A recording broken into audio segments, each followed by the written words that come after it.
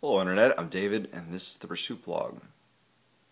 And today is day 2 of the Drive by Jesus experiment.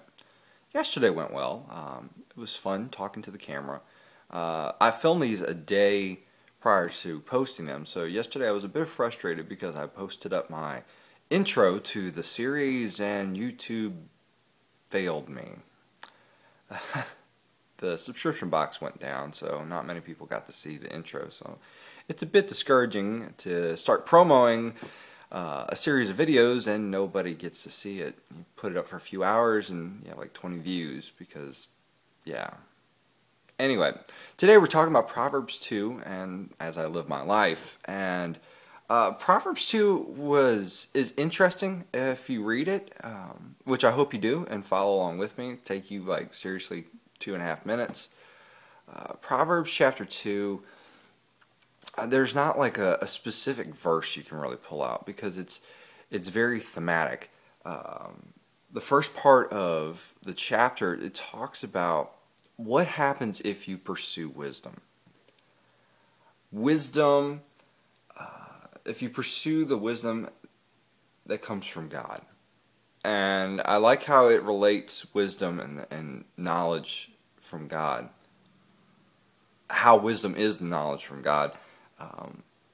Because I think true wisdom, wherever you find it, is of God.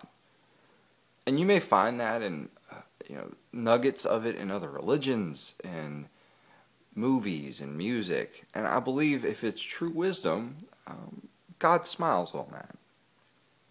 But it's talking about all of the benefits that come from this type of wisdom. And then the last part of it shows what folly is. When you reject that type of wisdom, what happens? And in Proverbs, the ultimate folly is falling to an adulterous woman. And you'll see that throughout Proverbs that the pinnacle of foolishness is having an affair. I think part of that's literal and part of that is figurative, but today I'm going to go about, I've got my last day of class, my human sexuality class. Like I said, I'm filming this a day in advance, so today, for me, it's Friday. You'll be watching this on Saturday, hopefully. Today I will go about trying to reap the benefits of wisdom. I will see you later. Well, Internet, I just got finished up with 5 days worth of class on sex. 8 hours a day. The sex therapist, who was the professor / pastor, and he just told us that we now have more training in sex and sex therapy than most doctors get, the majority of doctors get, and most counselors. So I think it's been very, very interesting, just gaining some of that knowledge and wisdom. Talking about wisdom, where do you go to find wisdom? If you have a question, do you go seek out wisdom? But I just have a feeling that we don't ask enough questions to seek out those friends waving at me. Hello. They're looking at me kind of strange, but that's okay. Are we asking enough questions? Today, the Proverbs Chapter 2 talks about all the benefits of gaining wisdom. And I think we're all very much want those benefits, but I don't think we ask enough questions. I don't think we seek enough for that. But I'm curious, where do you go find wisdom? Who do you go find it from? What resources? Let me know. Alright, so I just made it to work. I've been out of office for an entire week.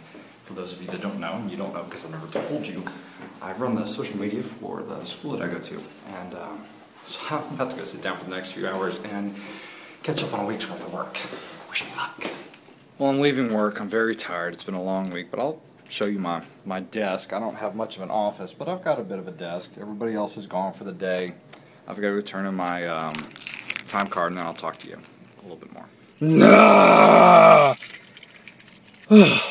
Have you ever had a day? It's a long day, and it keeps getting longer, and longer, and longer. The last time I talked to you, I was walking out of work at 5 o'clock. I had to go fill out a time card in another office. I walk in to realize I'm supposed to be running a wedding tonight. Due to some confusion, I don't remember that I was supposed to run a wedding tonight. You see, I help run sound for weddings here at the seminary I'm at, and I did not remember. Although this doesn't really have anything to do with Proverbs Chapter 2, I'm sharing my life with you, and I am frustrated. Very, very, very frustrated. I'm very tired. This is not what I planned to do on my Friday evening. It is now almost 7 o'clock.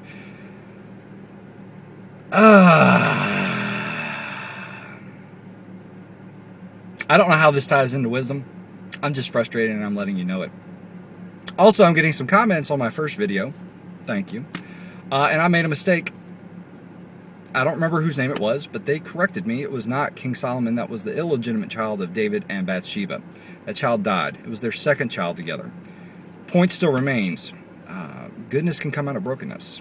And after taking this human sexuality class, there is a lot of sexual brokenness, which affects so much about a person. But good things can come out of that. Anyway, I'm going home. I am exhausted. Yeah. So let me know your thoughts on Proverbs Chapter 2. What do you think about this idea that foolishness is equated to sexual sin, sexual misconduct in the Bible? As always, I value your thoughts. I hope you have a great day, and I will see you bright and early in the morning. Probably not. I'm sleeping in. Goodbye. All right, Internet. I said this was my last part for the night. I lied. I'll give you a free bit of marriage advice. If you really value your relationship, you need to take time every day to spend with the person you love.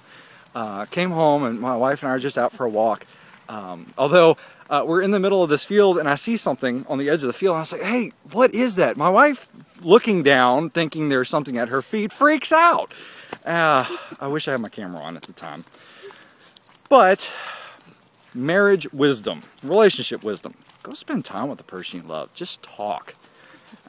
Doesn't always have to be a physical type thing. Just spend time. Talk about your day. All right, so this is what we're looking at. All right, look. This is field, right? Field, abandoned property. And my wife and I are walking. There's my wife. Say hey. And then I noticed this. There's a random wall and a window on the side of a bridge. I have no clue. But this is what I pointed out, and she freaked out and thought something was about to bite her.